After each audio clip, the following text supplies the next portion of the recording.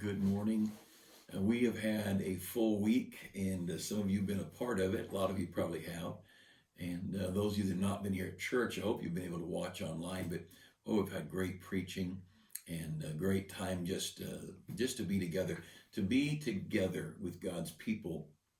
Sunday morning, Sunday night, Monday, Tuesday, Wednesday, Thursday, Friday, Saturday, and then Sunday morning, Sunday night. That's a lot of together.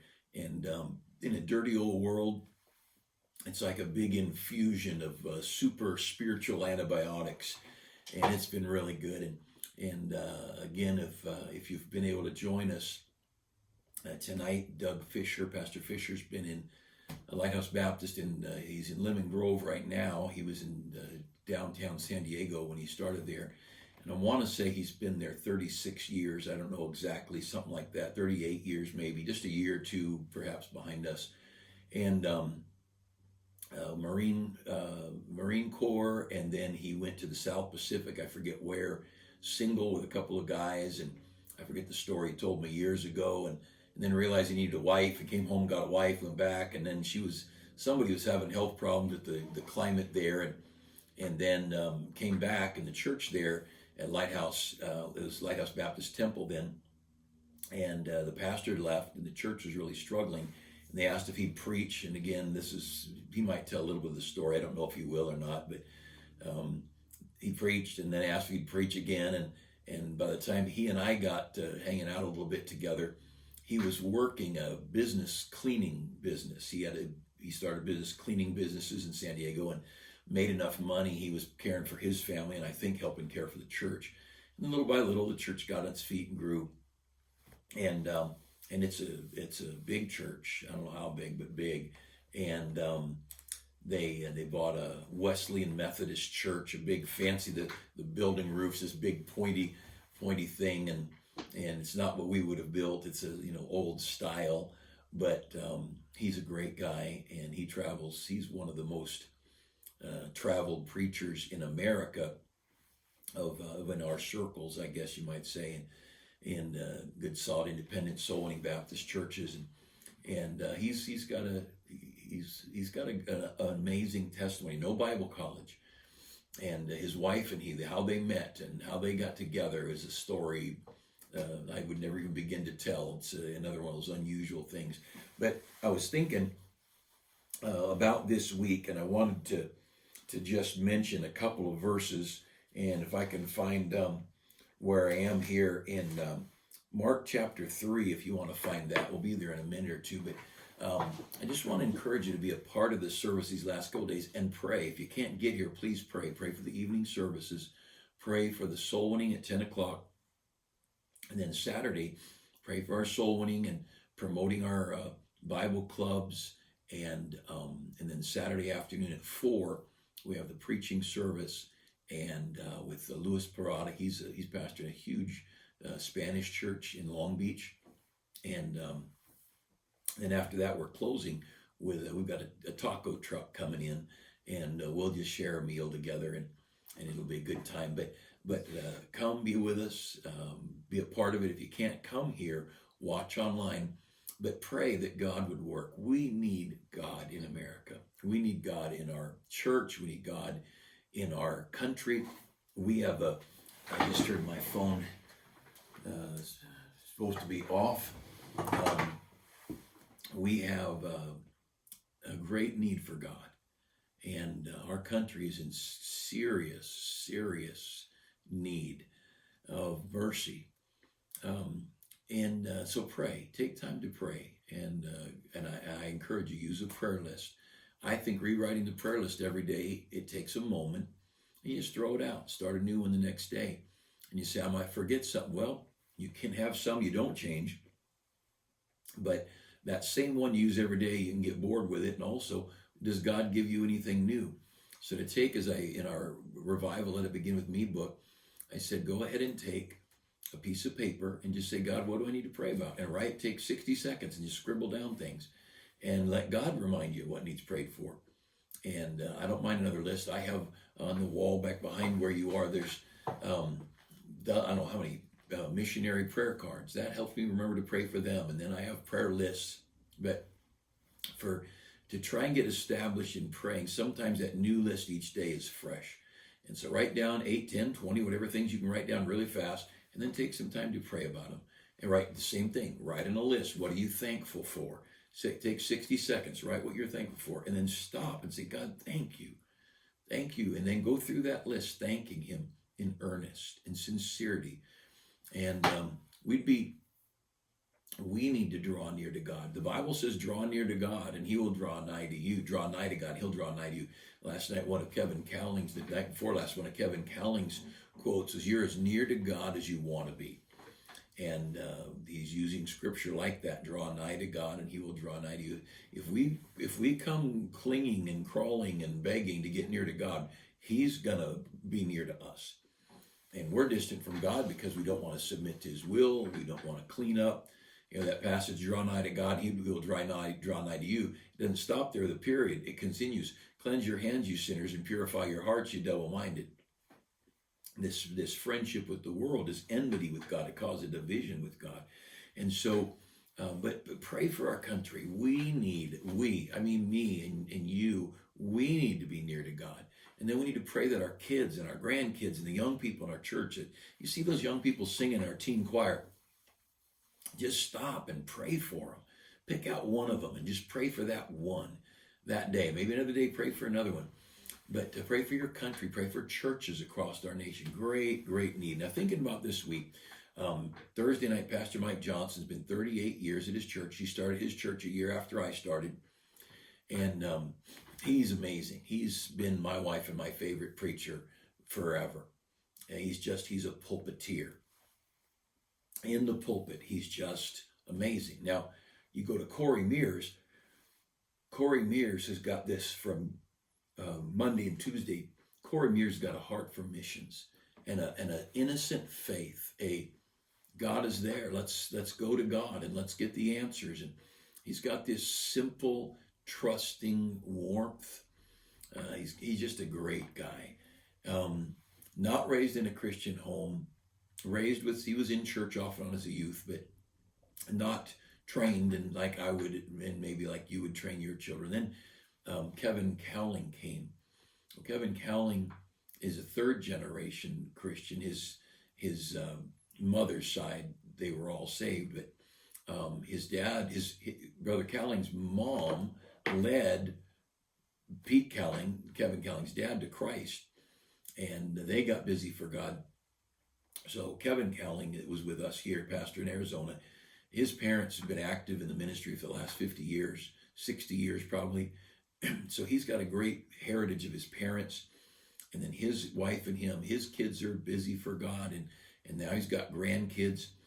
A very organized, disciplined, regimented, kind of a totally different personality than Corey Mears. And then Mike Johnson, on Thursday night, Mike Johnson, he didn't share his story very often, but he had some hurt in his youth and saw some hurt in his church and his family. He's off, and I think saved as a youth, but a lot of hurt, a lot of wrong. Goes off he played football, and he was big on tackle football, goes into the Air Force. He was an air traffic controller, and he was telling Mrs. Goddard me some stories about the air traffic control events and unusual things that happen. Then he goes from there and he's married, and he goes to Bible college, married with a child or two. And that's a whole different world. And that's a different personality. And he always teased about these sissy quarterbacks who hide behind a whole line of men because they're not man enough to just face up with the guy on the line of scrimmage. And then Brother Fisher tonight. And there's no way to describe him. Just to me, he and his buddy built a boat out of the Marine Corps when they were going to the South Pacific. Again, this is a rough story because it's been forever ago I heard it. Basically, they built the sailboat and sailed to some island in the South Pacific. I said, where'd you learn to sail? He said, between San Diego and Mexico. He just willing to try. And I said, where'd you learn to navigate out in open water? He said, well, I learned that in the jungle in the Marine Corps. And his stories are amazing. They had a big day at their church, and And this is years ago when bungee jumping was big. And he said, if we hit this certain attendance goal, he said, I'll do a 200-foot bungee jump.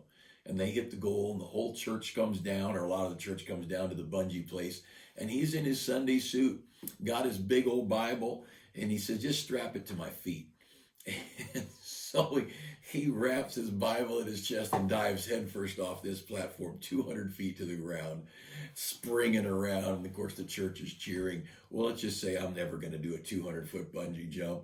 And different personalities. And Louis Parada on Saturday. And but here's the point. None of those guys are like me. And none of them are like you. Now look with me at your Bible. We'll come back to this. God uses who he wants. It's God who uses people. You know, it's like I've got probably a dozen different pens and pencils in my drawer, and any one of them will write. I'll reach in, grab one, and write. And some of them are felt pens, some are ballpoint pens, some are erasable markers for my calendar, some are colored pencils for my Bible.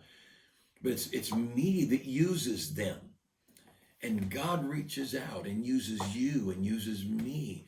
And sometimes we think, well, I'm not talented, I'm not smart, I'm too old, I'm not healthy, I'm not whatever. You know, hey, God can pick up an old wrench and use it if he wants to, if the wrench is there. And we get thinking too much in our own strength. Well, look there, if you would, at Mark chapter 3. And you read the story here of Jesus and the disciples. He's naming disciples. In verse 14, he ordained 12.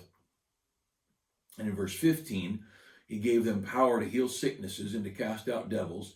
In verse 16, and Simon, he surnamed Peter. So this guy was always called Simon. Jesus called him Simon Peter.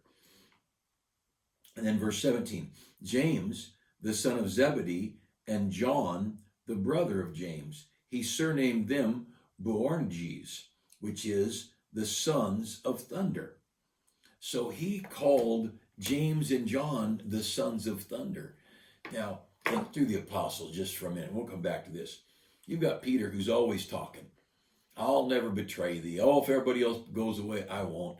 And Peter's the one, and he said, who do men say that I, the Son of Man, am? And they said, well, some people said this, some people said this. And Peter said, thou art the Christ, the Son of the living God.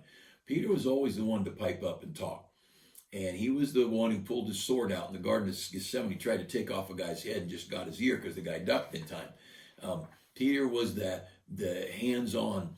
John was called the disciple whom Jesus loved. And of course, interesting, he's called that all through the book of John, that John wrote about himself being called the disciple whom Jesus loved. You always wonder about these things. Men are pretty vain, but it's God's word, so we're figuring it's what God wanted there. And you've got Dr. Luke, and you know not very much about Luke. He wrote the book of Luke and the book of Acts, and Matthew, the tax collector. And each of these disciples are different people and different personalities. And Thomas, we call him Doubting Thomas. And so the point is, there's these two guys. They were called the sons of thunder. Well, look over. Let's look over to the book of Luke, chapter 9. Find Luke chapter 9. And show you one of the stories where James and John, the sons of thunder, come in Luke chapter 9. And Jesus had been going to these places, and he might send somebody ahead saying the master's coming and Jesus is going to be teaching or whatever. And in verse 52, they sent messengers. I'm in Luke 9:52. They sent messengers before his face. They went and entered into a village of the Samaritans to make ready for him. But they did not receive him because his face was as though he would go to Jerusalem. Now the Samaritans didn't like the Jews, but they were okay with Jesus. But he was going to Jerusalem. They just didn't want anything to do with Jerusalem and the Jews. And they said, never, just have him go somewhere else. And and the reason for all that is irrelevant. But look at verse 54. And when his disciples, James and John, saw this, they said, Lord, wilt thou that we command fire to come down from heaven and consume them, even as Elias did? And here we're looking at two of the apostles, and because these people in this village didn't want Jesus to come through, these two men come to Jesus and say, hey, would you like us to call down some fire from heaven like Elijah, just burn these people up? And you think there's some different personalities. You got the disciple whom Jesus loved, Peter, who talked too much or was outspoken, And then you got James and John. They're willing to burn people up if they don't join us. You're either with us or you're against us. And the differences among the people of God is just amazing. And if you want to go back to that story, as Elias did in 2 Kings chapter 1, 2 Kings chapter 1, Elijah's out on this little hill outside of town, and the king sends somebody out, some soldiers, says, go get that guy and bring him here. And he literally called down fire and burned them up, just frizzled soldiers there. And then another group came and fried them. A third group came and they begged for mercy. And he said, all right, I'll go with you. And so these James and John just thought, you know what, we can call down fire from heaven and burn people up too. Now, they had a lot of faith. But here's the point. You don't have to be like anybody else for God to reach out and use you. You don't have to have a certain skill set for God to use you.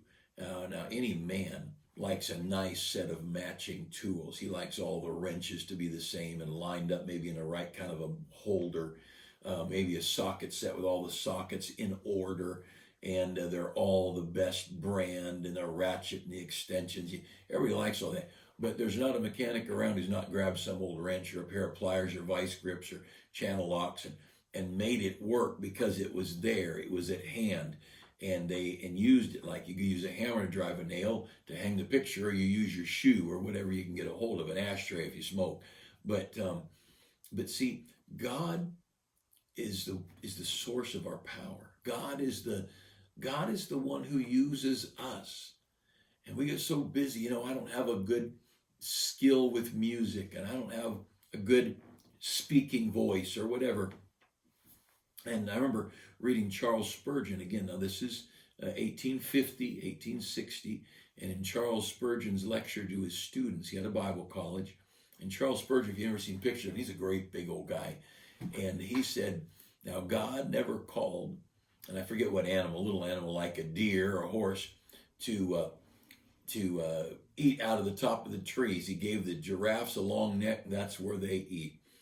And he said, and God never called a scrawny, shallow-chested man to preach. Well, he was forgetting that he didn't know yet that a PA system would be invented. In his days, you had to be able to preach to 2,000 or 3,000 people without a PA. And why would God call some guy to preach to multitudes if he didn't even have any voice or any big booming chest or anything? And you see, we get looking at our own little perspective, and we get thinking about our abilities. We get thinking about our circumstances. And we forget it's God. It's God that does what needs to be done. We don't need a conservative right-wing guy in the White House. We need God. Now, for America's sake, I'd kind of like a good conservative, moral, decent man in the White House. But you know what? To accomplish the will of God, all we need is God. And God uses evil people, like he raised up Pharaoh in Exodus. In Romans, it says, back quoting the Old Testament, for this cause raised I thee up, that I might show my glory. God said, I raised up that old godless, wicked Pharaoh so I could look good. And I want to encourage you today. God used the outspoken Peter, the quiet Dr. Luke, the educated man, we're assuming. He used the sons of thunder wanting to call down fire and burn people up. And our children, assure your children that God could use them. God makes no mistakes. That quiet, shy, reserved child, that outspoken child, this one can sing, then play an instrument, and this one can't carry a tune in a bucket. You've got no idea. I have no idea. And we need to step back and realize God is looking for willing vessels. God's looking for someone to say, here am I, send me. And Solomon, when God called him to lead Israel, Solomon said, I'm a child. I don't know how to go in and go out. How can I lead this great nation? And Jeremiah, when God called Jeremiah to preach, Jeremiah said, I'm a kid. I can't go preach to these people. And he said, before you were formed in the womb, I ordained you a prophet to the nations. Don't tell me what you can and can't do. I made you for that job. And God knows what he's looking for. Remember David.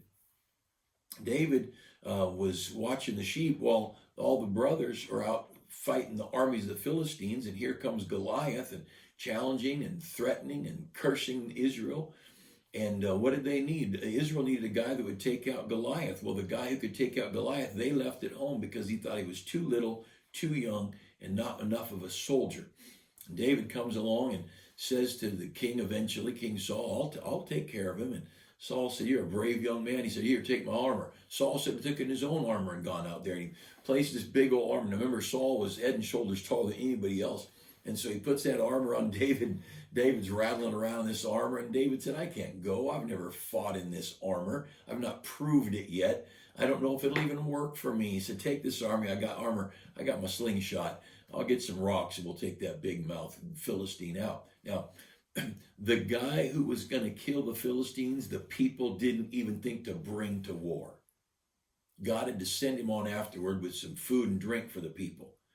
And we get putting too much confidence in the flesh, where the songwriter wrote, the arm of flesh will fail you. You dare not trust your own. We can't rely on this old flesh. And that's why I'm not intimidated to preach. I'm 40 years older than when I started. And yes, a young man brings a lot to a church and to a pulpit that is unique. But as I get older, I've got other things to bring to the pulpit. And if I get enough older, I'll forget that I'm even in the pulpit. But God knows what he needs, and he's going to take care of this stuff. And so I love that my children don't have to be the same. I love that my wife and I don't have to measure up against some other couple. You know, Paul wrote to the Corinthian people, they measuring themselves by themselves are not wise. Don't go comparing yourself. You don't compare a farm tractor to a race car made for the Indy 500. Neither one would work in the other one's place. They're uniquely made for a unique job. And God knows what he needs, and God knows what's going on, and we can relax. And what we need to do is be surrendered to him, get in the Bible enough so we know his book, spend time in prayer, seeking his help, and just relax and enjoy life. God has been good to us. Now, we may face great persecution down the road. Our government and all is not looking real good right now. But until those days come, let's love life. Let's just enjoy our Bible, enjoy our Christian friends, enjoy our church. And don't get weary in well-doing. In due season we shall reap if we faint not. And we just got a great, great God. And he uses all kinds. There's more verses we could look at there. I love the book of Titus. Paul writes to Titus and says, for this cause left I thee in Crete. It's a little island out in the Mediterranean. And he explains why he left him there. And he says, now those Cretans, they're known for being liars and lazy. Lazy liars. That's what they're known for. And Paul says, and this witness is true. Don't be surprised, Titus. You're going to try and start churches. Well, they had all these people that led to Christ. Titus' job was to organize churches with all these converts. And Paul said, now you're going to be working with some lazy liars. But you know what? It still needs to get done. And he didn't say that about Ephesus or Smyrna or Sardis, Thyatira. He didn't say it about Galatia or any of those other places. But he said it about Crete. And you know what? God knows who you are. And he knows who I am. And God can work with us. Hey, look, let's get up. And let's make today a good day. Let's love God. Take some time in your Bible. Take some time to pray. Pray for the soul winning today at 10 o'clock. Pray for the preaching tonight. Brother Fisher's coming in. Pray for tomorrow, the weekend, that the soul winning and all would go well. We want to be in the right place to reach the right people. I'll give you one quick story in case you weren't in church, or I don't know if the testimony got shared.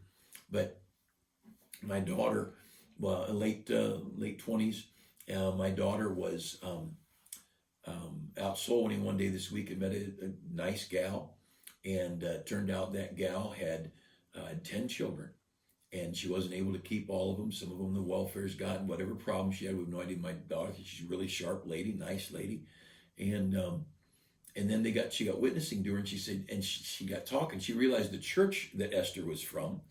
And she said, I rode the bus with Brother Dave. That'd be Dave Kirk. Dave and Barry Kirk moved up to the Prescott, Arizona area. And she said, I rode the bus with Brother Dave. I got saved. I got baptized. This would be in the horse trough in the tent. And all those years ago, she knew she was saved. And Esther said, oh, you need to come. She said, you were probably in the same Sundays there, the same age. She said, you were probably in the same Sunday school class I was growing up. And the girl said, yeah, probably. They talked a little bit. And a nice gal. and she just gotten out of church, gotten away from God.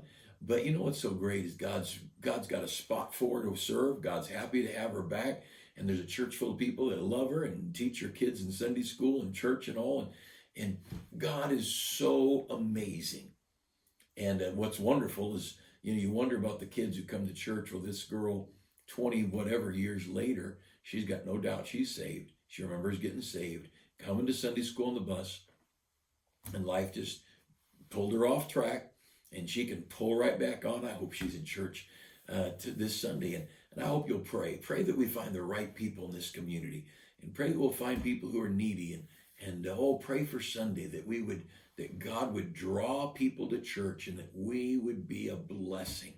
Oh, we need to be a help. This old hurting country, sin sick and broken, and how we need to bring this nation to God. So I just pray for a great weekend, would you? And I hope you have a great Friday, and I do hope we get to see you tonight